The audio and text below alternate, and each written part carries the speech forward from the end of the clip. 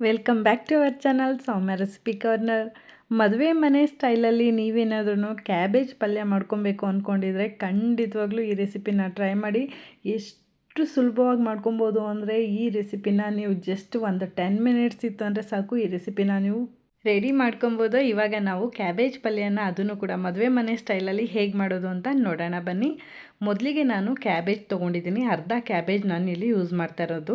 ಅದನ್ನು ನಾನು ಉದ್ದುದ್ದಕ್ಕೆ ಕಟ್ ಮಾಡ್ಕೊಂಡಿದ್ದೀನಿ, ಹಾಗೆ ಚಿಕ್ಕದಾಗಿ ಕಟ್ ಮಾಡ್ಕೊಂಡಿದ್ದೀನಿ. ಚಿಕ್ಕದಾಗೇ ಉದ್ದಕ್ಕೆ ಮಾಡ್ಕೊಳ್ಳಿ, ಆವಾಗನೇ ಇದ್ರದ್ದು ಟೇಸ್ಟು ತುಂಬ ಚೆನ್ನಾಗಿ ಬರುತ್ತೆ.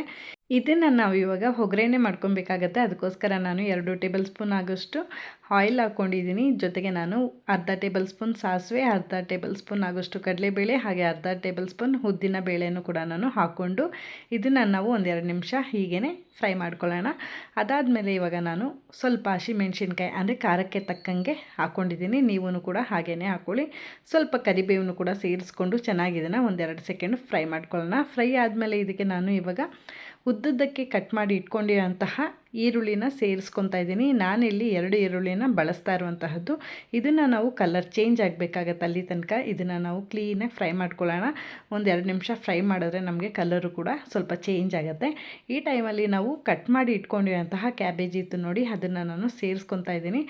ಅದನ್ನು ನಾವು ಸೇರಿಸ್ಕೊಂಡು ಚೆನ್ನಾಗಿ ಮಿಕ್ಸ್ ಮಾಡ್ಕೊಂಡು ಇದನ್ನು ಬೇಯಿಸ್ಕೊಬೇಕಾಗತ್ತೆ. ತುಂಬಾ ಈಸಿಯಾಗಿ ಆಗಿಬಿಡುತ್ತೆ ಈ ರೆಸಿಪಿ ನಮಗೆ, ಬಟ್ ಟೇಸ್ಟು ತುಂಬಾ ಚೆನ್ನಾಗಿ ಬರುತ್ತೆ. ನೀವೇನಾದರೂ ಈ ರೆಸಿಪಿನ ಒಂದ್ಸರಿ ಟ್ರೈ ಮಾಡಿದ್ರೆ ನೆಕ್ಸ್ಟ್ ಟೈಮ್ ಕ್ಯಾಬೇಜ್ ಪಲ್ಯ ಮಾಡಿದ್ರೆ ಇದೇ ಸ್ಟೈಲಲ್ಲಿ ನೀವು ಮಾಡ್ಕೊತೀರ, ಅಷ್ಟು ರುಚಿಯಾಗಿ ಬರುತ್ತೆ.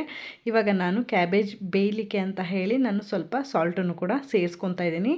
ಈಗ ಮಿಕ್ಸ್ ಮಾಡಿಕೊಂಡು ಈ ರೀತಿಯಾಗಿ ನಾವು ಬೇಯಿಸ್ಕೊಬೇಕಾಗತ್ತೆ.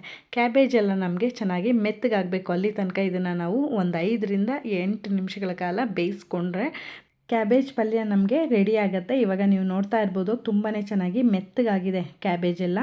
ಇವಾಗ ನಾನು ಇದಕ್ಕೆ ತೆಂಗಿನಕಾಯಿ ತುರಿನೂ ಕೂಡ ನಾನು ಸ್ವಲ್ಪ ಸೇರಿಸ್ಕೊತಾ ಇದ್ದೀನಿ. ಇದಕ್ಕೆ ನಾವು ತೆಂಗಿನಕಾಯಿ ತುರಿನ ಎಷ್ಟು ಹಾಕ್ಕೊತೀವಿ ಅಷ್ಟು ಟೇಸ್ಟಿಯಾಗಿ ಬರುತ್ತೆ. ಸ್ವಲ್ಪ ಜಾಸ್ತಿ ಪ್ರಮಾಣದಲ್ಲೇ ನೀವು ತೆಂಗಿನಕಾಯಿನ ಯೂಸ್ ಮಾಡ್ಕೊಳ್ಳಿ. ಇದನ್ನು ನಾವು ಅನ್ನ ಸಾಂಬಾರಿಗೆ ಸೈಡ್ ಡಿಶ್ ಆಗಿ ಕೂಡ ಯೂಸ್ ಮಾಡ್ಬೋದು, ಹಾಗೆ ಚಪಾತಿಗೆ ಒಳ್ಳೆ ಕಾಂಬಿನೇಷನ್ ಆಗಿ ಕೂಡ ಯೂಸ್ ಮಾಡ್ಕೊಬೋದು. ತುಂಬಾ ಟೇಸ್ಟಿಯಾಗಿ ಬರುತ್ತೆ. ಈಗ ನೀವು ನೋಡ್ತಾ ಇರ್ಬೋದು ಕ್ಯಾಬೇಜ್ ಪಲ್ಯ ನಮಗೆ ಆಲ್ಮೋಸ್ಟ್ ರೆಡಿಯಾಗಿದೆ. ಅಂತೂ ನಮಗೆ ಸೇಮ್ ಟು ಸೇಮ್ ಮದುವೆ ಮನೆ ಸ್ಟೈಲಲ್ಲಿ ಮಾಡ್ಕೊಳ್ಳುವಂತಹ ಕ್ಯಾಬೇಜ್ ಪಲ್ಯ ಆಗಿರುತ್ತೆ. ತುಂಬ ಟೇಸ್ಟಿಯಾಗಿ ಬರುತ್ತೆ. ನೀವೂ ಕೂಡ ಮನೇಲಿ ಒಂದ್ಸರಿ ಡೆಫಿನೆಟ್ಲಿ ಟ್ರೈ ಮಾಡಿ. ಟ್ರೈ ಮಾಡಿದ್ಮೇಲೆ ರೆಸಿಪಿ ಹೇಗೆ ಬಂತು ಅಂತ ನನಗೆ ತಪ್ಪದೆ ಕಾಮೆಂಟ್ ಮಾಡಿ ತಿಳಿಸಿ, ಓಕೆನಾ? ಇದೇ ರೀತಿಯಾದಂತಹ ಹೆಲ್ದಿ ಆ್ಯಂಡ್ ಟೇಸ್ಟಿ ರೆಸಿಪಿಗೋಸ್ಕರ ನನ್ನ ಚಾನಲ್ನ ಸಬ್ಸ್ಕ್ರೈಬ್ ಮಾಡ್ಕೊಳ್ಳೋದು ಮರಿಬೇಡಿ. ಐ ಹೋಪ್ ಈ ವಿಡಿಯೋ ನಿಮಗೆ ಇಷ್ಟ ಆಗಿದೆ ಅಂತ ಭಾವಿಸ್ತೀನಿ. ವಿಡಿಯೋ ಇಷ್ಟ ಆಗಿರೋ ವಿಡಿಯೋಗೆ ಲೈಕ್, ಶೇರ್, ಕಾಮೆಂಟ್ ಮಾಡೋದು ಮರಿಬೇಡಿ.